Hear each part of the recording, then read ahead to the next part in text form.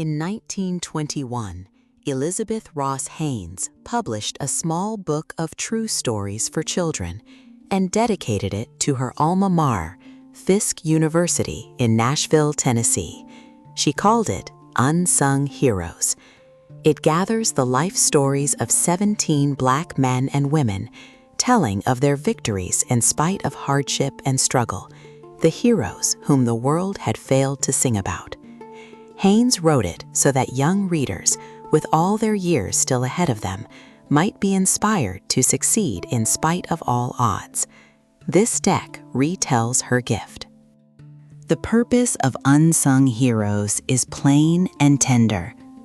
Casting about for stories to read to a little friend, Haynes drew from the library My Life and Times by Frederick Douglass, and found bound up in it a whole world of inspiration she had never known, though she had spent 5 years in college. These stories, telling of victories in spite of the hardships and struggles of people the world had failed to sing about, so inspired her, even grown, that she passed them on to her little friends, that they might go on and up and proudly sing of Ethiopia's glory. Before the stories begin, meet the company of heroes Haynes chose to honor for the children of her day. The book moves from one life to the next, each a chapter unto itself. It opens with Frederick Douglass, the orator and abolitionist, and the poet Paul Laurence Dunbar. It carries on through Booker T. Washington, Harriet Tubman, the Russian poet Alexander Pushkin, the senator Blanche Kelso Bruce, the composer Samuel Coleridge Taylor, and the astronomer Benjamin Banneker. It honors Phyllis Wheatley, Toussaint Louverture, Josiah Henson, Sojourner Truth, Crispus Attucks, Alexandra Dumas, Paul Cuffey, Alexander Crummell, and John Mercer Langston. 17 lives, each rising from struggle to greatness. The first and longest story belongs to the man whose autobiography first lit the spark for the whole book. Frederick Augustus Washington Bailey was born into slavery on the Tuckahoe plantation on the eastern shore of Maryland. In the log cabin village called the Quarters, the children were not supposed to have names or to know their ages or even the days of the week. His grandmother, Betsy Bailey, an active old fisherwoman, fed the little ones from a trough. When Frederick was about 7, she carried him 12 miles to a new master, then slipped away while he played. He fell down kicking and crying for her, scantily clothed and often hungry, longing for another place to live. Sent to Baltimore to live with Hugh and Sophia Auld, Frederick listened as Mrs. Auld read her Bible and begged her to teach him to read. She agreed, and his heart filled with joy. But when Mr. Auld discovered the lessons, he forbade them at once, warning that a slave who learned to read would learn to write, forge a pass, and run away with himself. The words landed like a key. Frederick had already learned his alphabet, and now he understood exactly why reading was kept from him, and exactly why he must have it. Denied a teacher, Frederick made the whole city his school. He carried a Webster's spelling book on every errand until the very boys who had once pounced on him began helping him spell. In the shipyard, he learned his letters from the marks on the timbers and challenged the boys to writing contests on the pavement. At night, he wrote between the lines of little Tommy Auld's old copybooks. He shined boots until his pennies grew to 50 cents, then bought the Columbian Orator, reading it over and over, and secretly taught dozens of fellow slaves to read. An early escape plot was betrayed, and the boys were dragged to prison. Frederick bided his time, learning the caulker's trade, until one September morning in 1838, he put on a borrowed sailor's suit, carried a sailor's protection stamped with the American eagle, and boarded the train north. Through Wilmington and Philadelphia, he reached New York City a fugitive. His sweetheart came on from Baltimore, and they married. In New Bedford, a kind man, reading Scott's Lady of the Lake, urged him to take a new name, and Frederick Bailey became Frederick Douglass.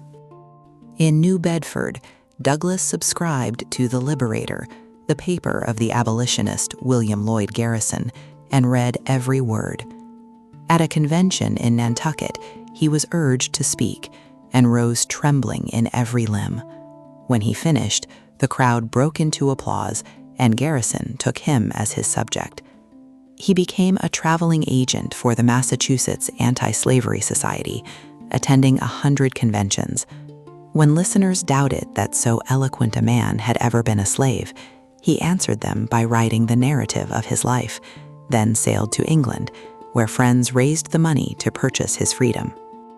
Back in America, Douglass settled in Rochester, New York, where for 16 years he edited an anti-slavery paper called the North Star, mortgaging his own home to keep it printing and running an underground railroad station. He worked hard to elect Abraham Lincoln, and when the Civil War came, he helped raise the famous 54th and 55th Massachusetts Negro regiments, enlisting his own sons Charles and Louis. The 54th won fame and was fearfully cut to pieces at Fort Wagner. Douglass labored on, recruiting, until emancipation and the close of the war were won. After the war, Douglass set himself to win the ballot for the freedmen, gaining an interview with the president and speaking at the Great National Loyalists Convention of 1866, work said to have helped bring about the 15th Amendment. He was made United States Marshal and then Recorder of Deeds of the District of Columbia, and finally Minister to Haiti.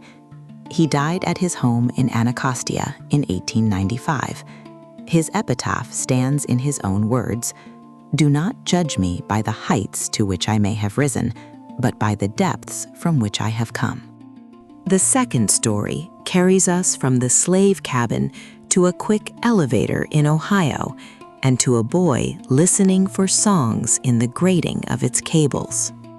Paul Laurence Dunbar, a black high school graduate, ran the elevator in the Callahan Building in Dayton, Ohio, for $4 a week, keeping a magazine, a lexicon, and a scratch tablet on a stool beside him.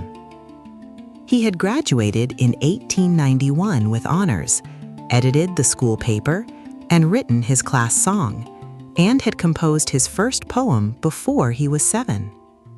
When a former teacher asked him for a poem of welcome to the Western Association of Writers, he recited it from the rostrum, still in his work clothes, and the whole audience broke into applause. Dunbar's mother was a washerwoman, and the boy was saving his wages to buy her a home. The writers, learning this, sought him out at his elevator and pledged to sponsor him. He dug his old poems from a box beneath the kitchen safe and carried them to a publisher. A kindly business manager promised to print them, and one snowy morning, a package arrived, his first book, Oak and Ivy. He sold copies to his elevator passengers and within 2 weeks repaid the publisher the full $125. A review in the Toledo Blade brought letters from far away, and a Dr. Toby, deeply moved by the poems, sponsored a second book, Majors and Minors. A great actor playing Monte Cristo read it through till 3 in the morning, declaring no poet had written such verses since the days of Poe. He passed it to the novelist William Dean Howells, whose full-page review filled Harper's Monthly on June 27, 1896, Dunbar's 24th birthday. Letters poured in from all parts of the world, even from Athens, and the elevator boy was famous. These are only the first 2 of Elizabeth Ross Haynes' 17 heroes, and already they tell her one great theme, that greatness rises from the deepest hardship. From a nameless cabin in Maryland and from a $4 elevator in Ohio came an orator who shook a nation and a poet the world read in Athens.